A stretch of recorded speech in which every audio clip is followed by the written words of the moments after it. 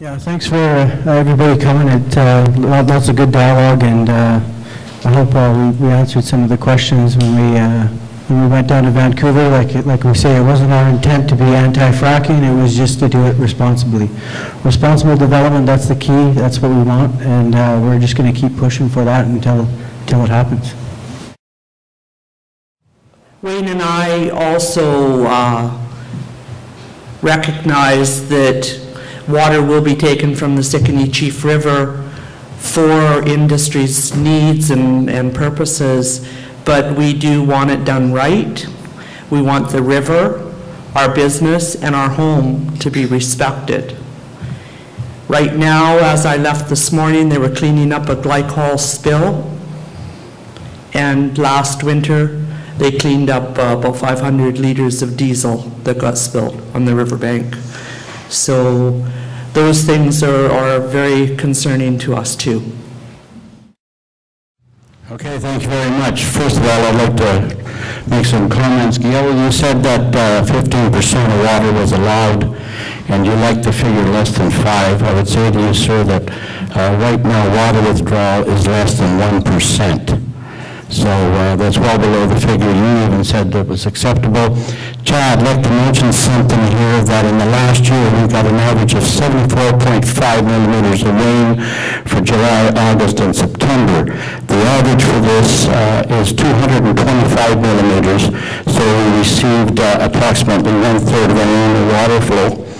I'd like to ask Chief Alderman concerning some comments that were made in Vancouver, November of this year, on your behalf by a reporter, where it was stated that an oil company, and I'm quoting from the writing here, would enable the company to dam, and I'm using the word dam, and divert 3 million of liters of fresh water a year from the Nelson River. I've checked with 5 government agencies. As of today, there is no applications by any oil company to dam the river. This goes on to say that this oil company's application would involve constructing a 20-meter concrete barrier across the river. It's just one of the 20 applications throughout the province. My question is, when you're looking for support and when you're looking for the use of water here, why do you not present facts to public meetings? And where did the word dam come up? Because there is no dam, there will be no dam, there is no application for a dam, but yet these are the words that you have passed on to the public. Thank you. In the article, nowhere did I ever mention dam. The statement I read today is exactly my position, and I did stress that it was a 20-meter concrete block in the Fort Nelson River to divert and contaminate 3 billion liters of water every year. Also, I'd like to clarify that the Fort Nelson First Nation isn't anti-fracking, as the media has portrayed us to be. We are very involved in the oil and gas industry through some of our companies. We do look forward to the economic benefits to our community members, as well as to BC residents and anyone who would like to come in our traditional territory and work. As I said again, I cannot be responsible for what the media or reporters present. I hope that answers your question. Thank you. And of that, just to put that sounds like a lot of water coming out of the Williston Reservoir. To put that in perspective, the 10,000 cubic meters per day equates to 5 seconds of flow through the Peace Canyon Dam. So while it is a lot of water, we have a lot of water in this region. At present, you have 10 seconds. At present, we're using about 0.1% of all the water in the Peace and Northern Rockies region. Thank you. And this is a big issue that we have in Canada. The concept or the perception that there is so much water, there will always be plenty of water, and water is wasted. And I'm interested in hearing where those are great statistics, the 0.1% of the flow is being used in fracking, but from my work as lands director of the Fort Nelson First Nation, I don't know where the source of data is for that kind of information, because we know that there is no monitoring programs in place. There are no baseline studies. All these things that we're calling for, we're hoping to arrive at information like what Mr. Pym has just presented. We want confidence in numbers like that. We want to know that, yeah, it's only 1%, it's all good.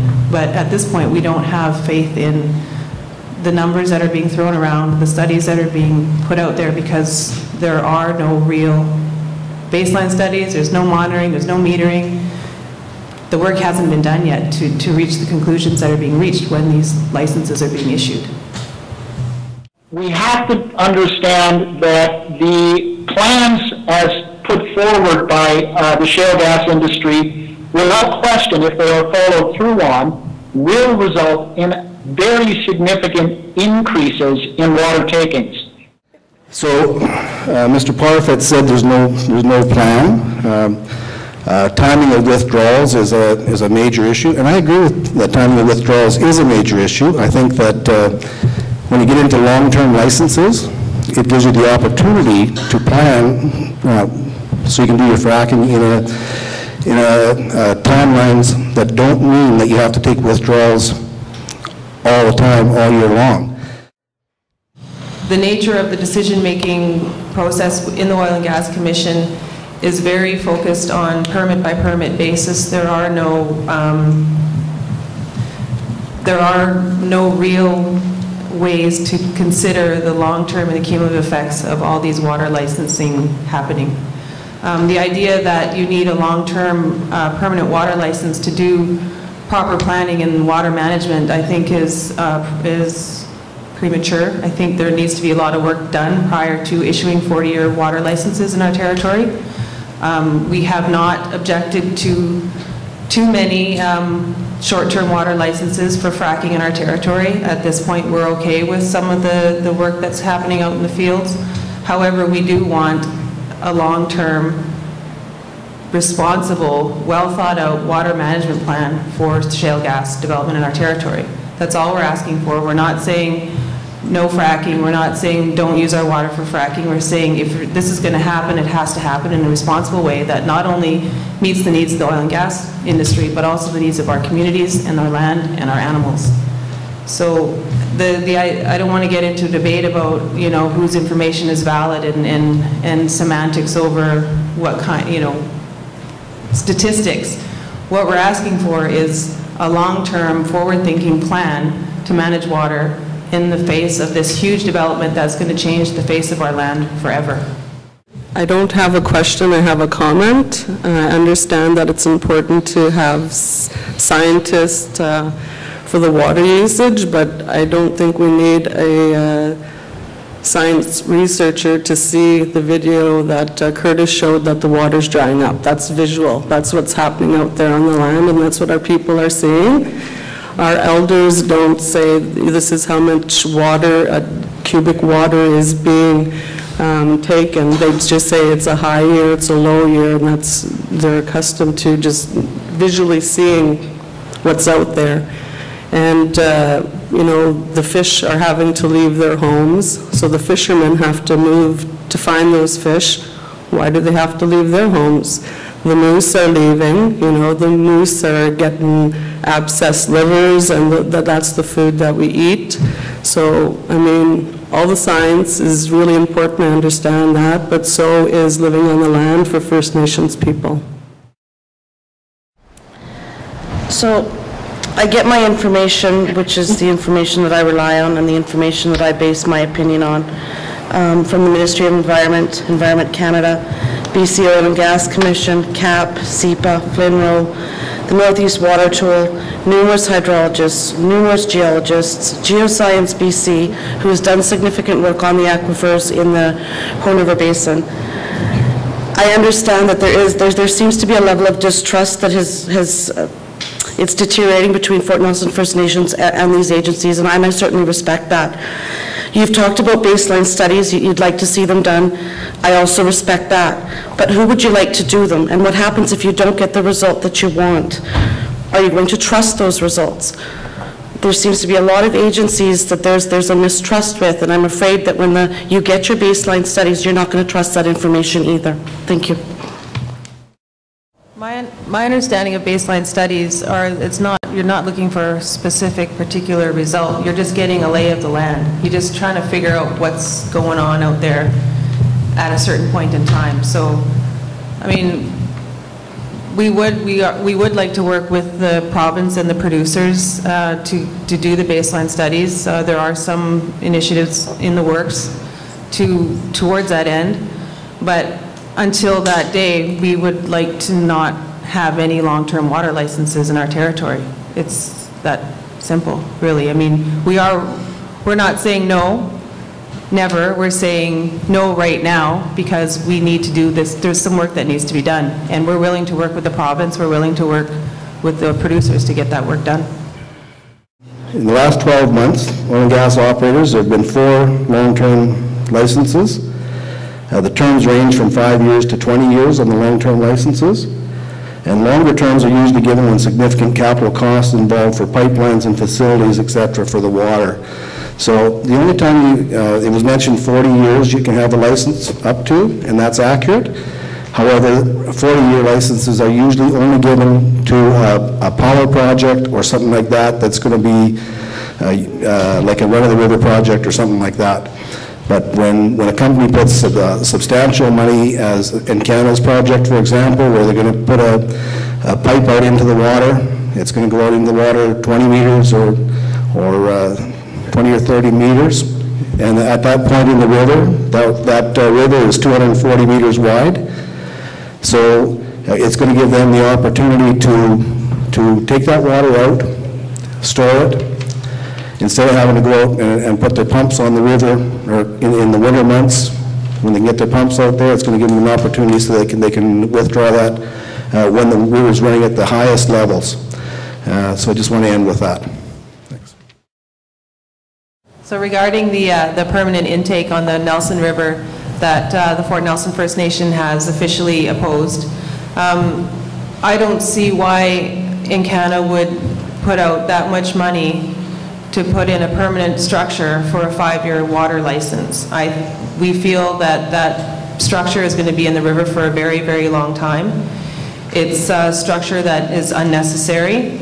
It is an industrialization of the Nelson River that we don't want to see. Our elders don't want to see that going on. And Canada's doing fine right now with 1 million cubes a year with a temporary pipeline. Until the work is done that needs to be done to make proper decisions in water management in our territory, we're going to say no to all permanent infrastructure on our rivers associated to permanent water licenses. I think I'm sitting back and I'm listening to the different comments. Shale, in his presentation, he mentioned the Northeast Water Tool, he mentioned information from the Oil and Gas Commission, he's mentioned the studies that they've done. And so there's so many figures and numbers flying around, like, which is accurate? And I think what that's showing is we need to find the information.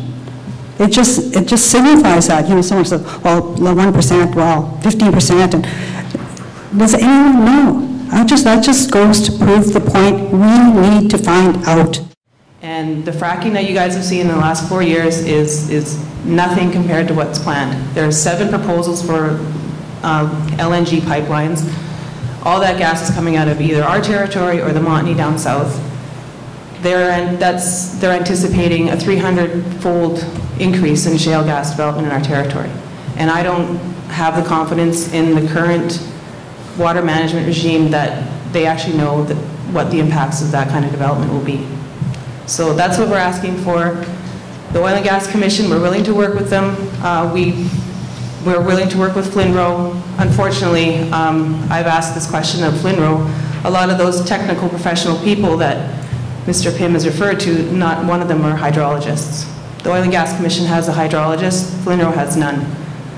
So I think if you want to point to their technical skills and their professional ability to make decisions on water, you should have at least one hydrologist working on that team. So these are just gaps in how the water management is happening in our province that we've identified over the years of asking questions, constantly asking questions, how they're doing things, why are they doing things the way they're doing, what are the impacts, and they're coming up short. So we're really putting the pressure on the province to do the right thing here.